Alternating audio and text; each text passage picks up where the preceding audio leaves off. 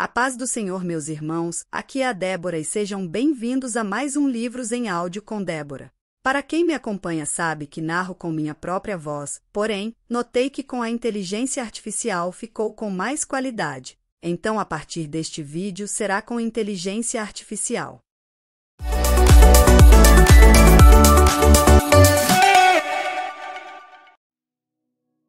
Hoje vamos ouvir o capítulo 17, a história de Charles Spurgeon, o príncipe dos pregadores. Ele nasceu em 1834 e morreu em 1892 com apenas 58 anos.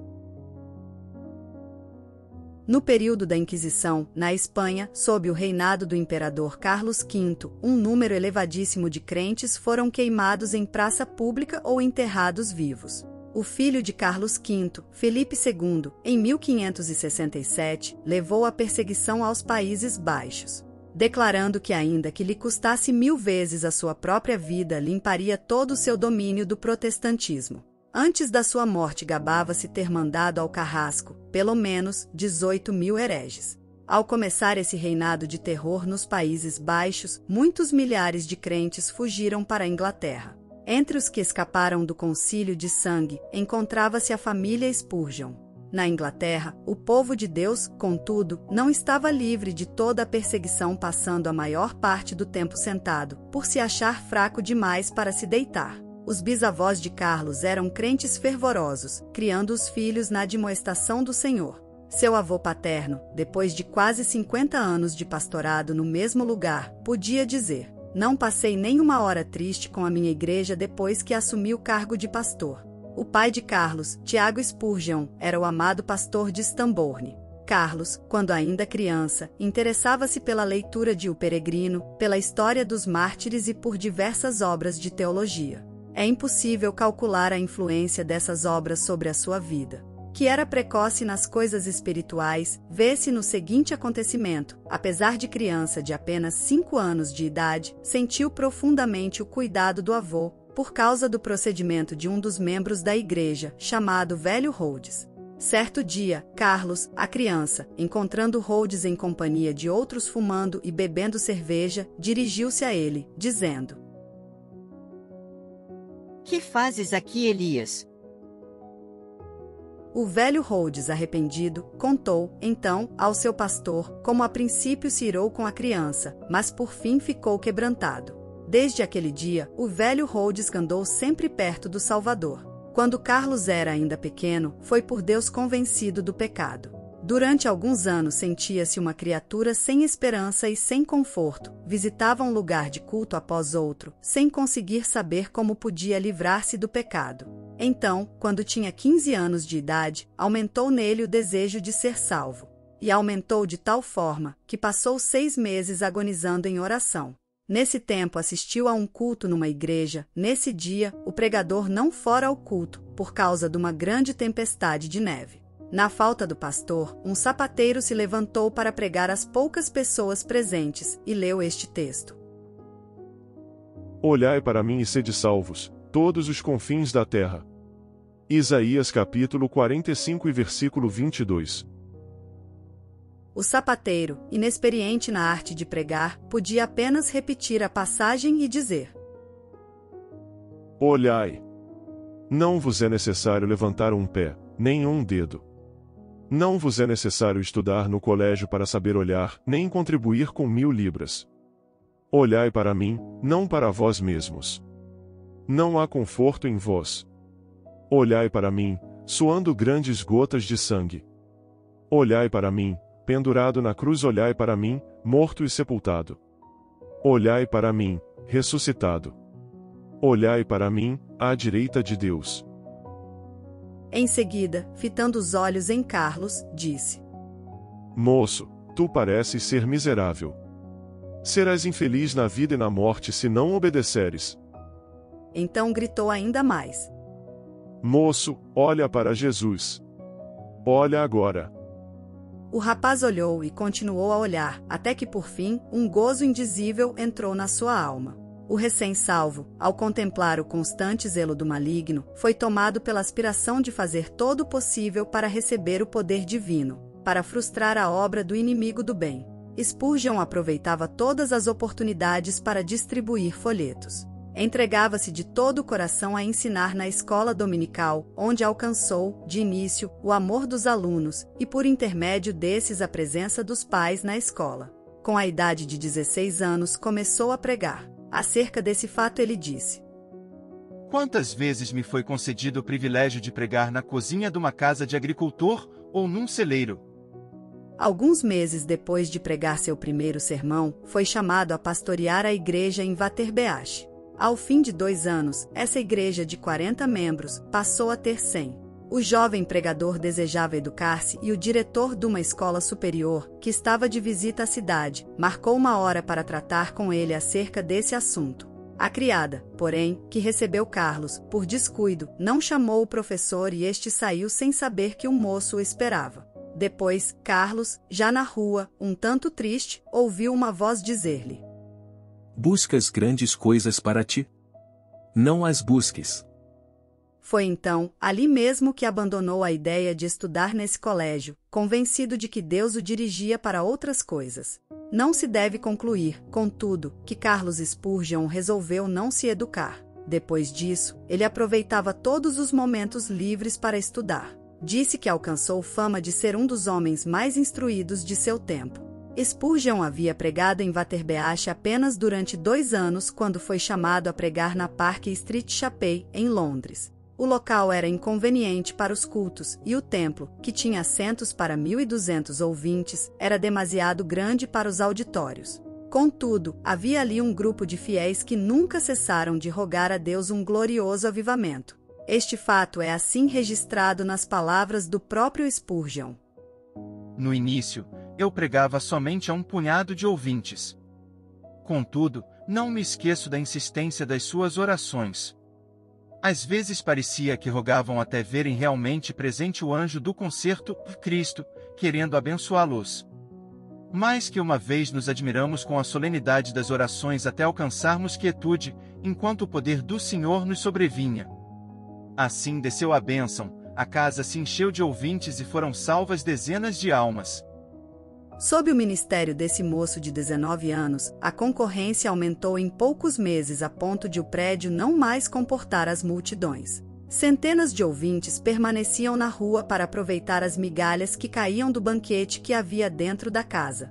Foi resolvido reformar a New Park Street Chapel. Durante o tempo da obra, realizavam-se os cultos em Exeter Hall, prédio que tinha assentos para 4.500 ouvintes. Aí, em menos que 2 meses, os auditórios eram tão grandes que as ruas, durante os cultos, se tornavam intransitáveis. Quando voltaram para Chapel, o problema, em vez de ser resolvido, era maior. 3.000 pessoas ocupavam o espaço preparado para 1.500.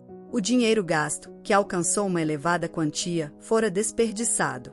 Tornou-se necessário voltar para o Exeter Hall. Mas nem o Exeter Hall comportava mais os auditórios e a igreja tomou uma atitude espetacular. Alugou o Surrey Music Hall, o prédio mais amplo, imponente e magnífico de Londres, construído para diversões públicas. As notícias de que os cultos passaram do Exeter Hall para Surrey Music Hall eletrificaram toda a cidade de Londres. O culto inaugural foi anunciado para a noite de 19 de outubro de 1856. Na tarde do dia marcado, milhares de pessoas para lá se dirigiram para achar assento. Quando, por fim, o culto começou, o prédio no qual cabiam 12.000 pessoas estava superlotado e havia mais 10.000 fora que não puderam entrar. No primeiro culto em Surrey Music Hall, notaram-se vestígios da perseguição que Spurgeon tinha de encarar. Ele estava orando, e depois da leitura das Escrituras, os inimigos da obra de Deus se levantaram, gritando: fogo! Fogo! Apesar de todos os esforços de Spurgeon e de outros crentes, a grande massa de gente alvoroçou-se e movimentou-se em pânico, de tal modo que 7 pessoas morreram e 28 ficaram gravemente feridas. Depois que tudo serenou, acharam-se espalhados em toda a parte do prédio roupas de homens e senhoras, chapéus, mangas de vestidos, sapatos, pernas de calças, mangas e paletós, chales, etc., objetos esses que os milhares de pessoas aflitas deixaram, na luta para escapar do prédio.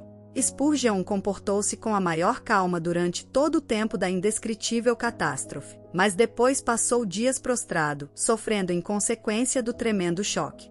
As notícias sobre as trágicas ocorrências durante o primeiro culto em Surrey Music Hall, em vez de prejudicarem a obra, concorreram para aumentar o interesse pelos cultos. De um dia para outro, Spurgeon, o herói do sul de Londres, tornou-se um vulto de projeção mundial. Aceitou convites para pregar em cidades da Inglaterra, Escócia, Irlanda, Gales, Holanda e França. Pregava ao ar livre e nos maiores edifícios, em média 8 a 12 vezes por semana. Nesse tempo, quando ainda moço, revelou como conseguia entender, nas Escrituras, os textos difíceis, isto é, simplesmente pedia a Deus: Ó Senhor, mostra-me o sentido deste trecho.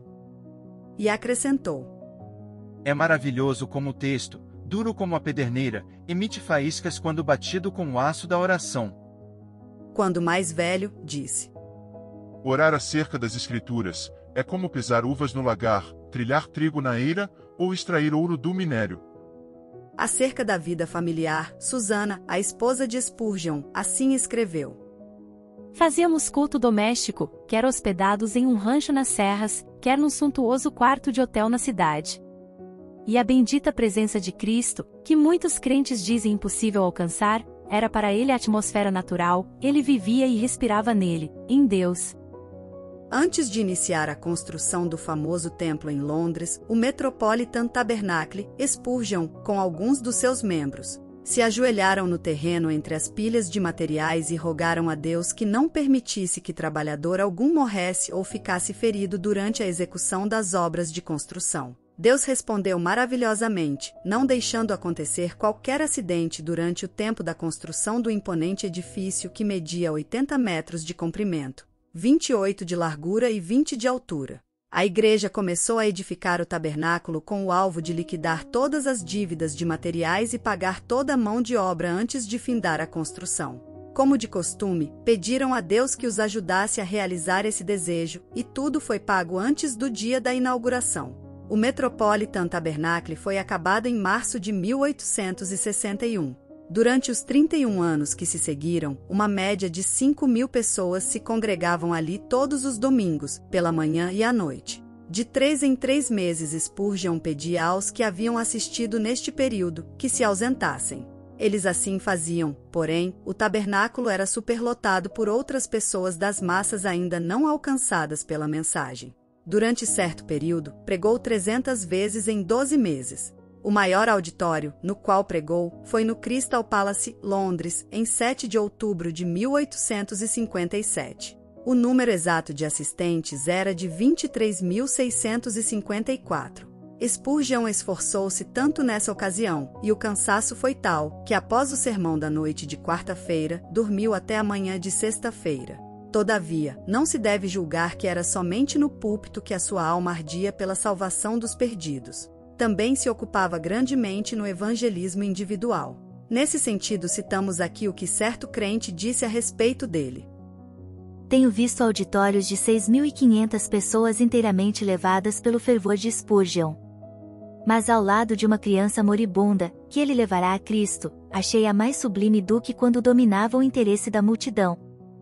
Parece impossível que tal pregador tivesse tempo para escrever. Entretanto, os livros da sua autoria constituem uma biblioteca de 135 tomos. Até hoje não há obra mais rica de joias espirituais do que a de Spurgeon, de 7 volumes sobre os Salmos, a tesouraria de Davi. Ele publicou tão grande número de seus sermões que, mesmo lendo um por dia, nem em 10 anos o leitor os poderia ler todos. Muitos foram traduzidos em várias línguas e publicados nos jornais do mundo inteiro. Ele mesmo escrevia grande parte da matéria para seu jornal, A Espada e a Colher, título este sugerido pela história da construção dos muros de Jerusalém no tempo angustioso de Neemias. Além de pregar constantemente a grandes auditórios e de escrever tantos livros, esforçou-se em vários outros ramos de atividades.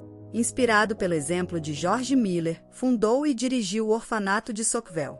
Pediam a Deus e recebiam o necessário para levantar prédio após prédio e alimentar centenas de crianças desamparadas.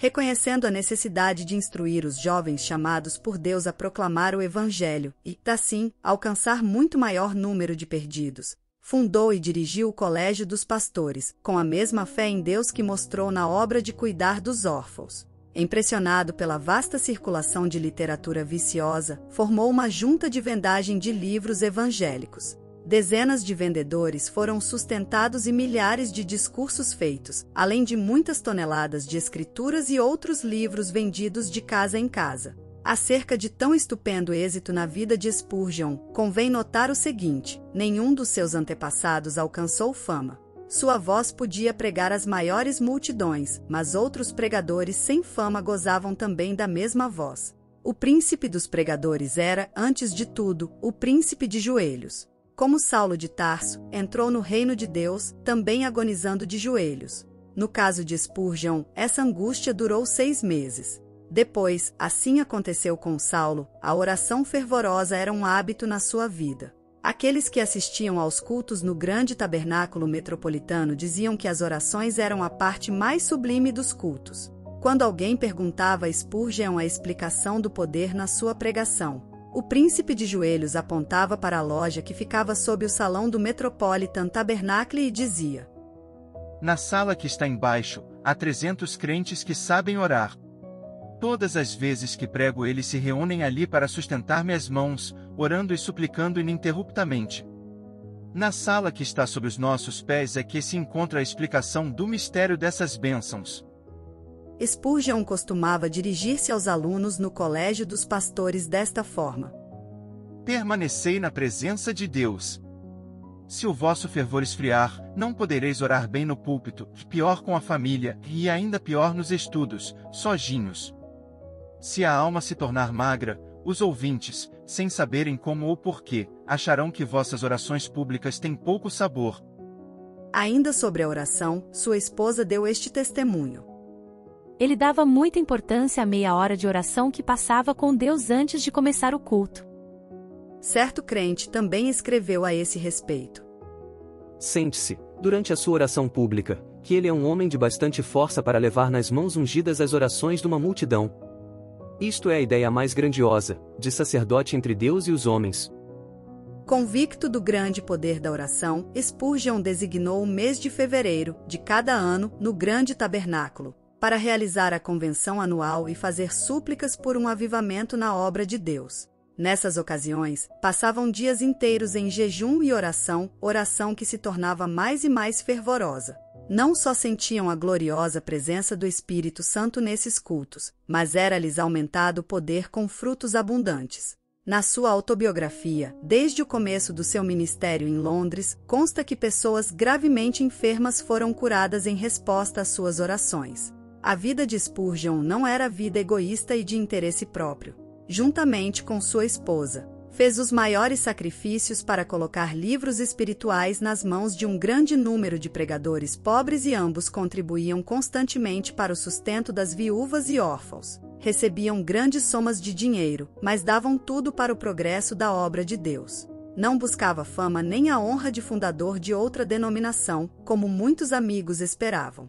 A sua pregação nunca foi feita para sua própria glória, porém tinha como alvo a mensagem da cruz, para levar os ouvintes a Deus. Considerava seus sermões como se fossem setas e dava todo o seu coração, empregava toda a sua força espiritual em produzir cada um. Pregava confiando no poder do Espírito Santo, empregando o que Deus lhe concederá para matar o maior número de ouvintes. Charles Haddon Spurgeon recebia o fogo do céu, estudando a Bíblia, horas a fio, em comunhão com Deus. Cristo era o segredo do seu poder. Cristo era o centro de tudo, para ele, sempre e unicamente Cristo. J.P. Fruit disse: Quando Spurgeon orava, parecia que Jesus estava em pé ao seu lado. As suas últimas palavras, no leito de morte, dirigidas à sua esposa, foram: Ó, querida, tenho desfrutado um tempo muito glorioso com meu Senhor. Ela, ao ver, por fim, que seu marido passaria para o outro lado, caiu de joelhos e com lágrimas exclamou: Ó, bendito Senhor Jesus, eu te agradeço o tesouro que me emprestaste no decurso destes anos. Agora, Senhor, dá-me força e direção durante todo o futuro. 6.000 pessoas assistiram ao culto de funeral. No caixão estava uma Bíblia aberta, mostrando este texto usado por Deus para convertê-lo. Olhai para mim, e sede salvos, todos os confins da terra. O cortejo fúnebre passou entre centenas de milhares de pessoas. Postadas em pé nas calçadas, os homens descobriam-se a passagem do cortejo e as mulheres choravam. O túmulo simples do célebre príncipe dos pregadores, no cemitério de Norwood, testifica da verdadeira grandeza da sua vida. Ali estão gravadas estas humildes palavras: aqui jaz o corpo de Carlos Adam Spurgeon, esperando o aparecimento do seu Senhor e Salvador, Jesus Cristo. Então, pessoal, essa foi a história do capítulo 17, Carlos Spurgeon. Espero que tenham gostado. Não deixem de ouvir o capítulo 18, que contará a história do pastor Si, o amado líder chinês. Deus abençoe e até!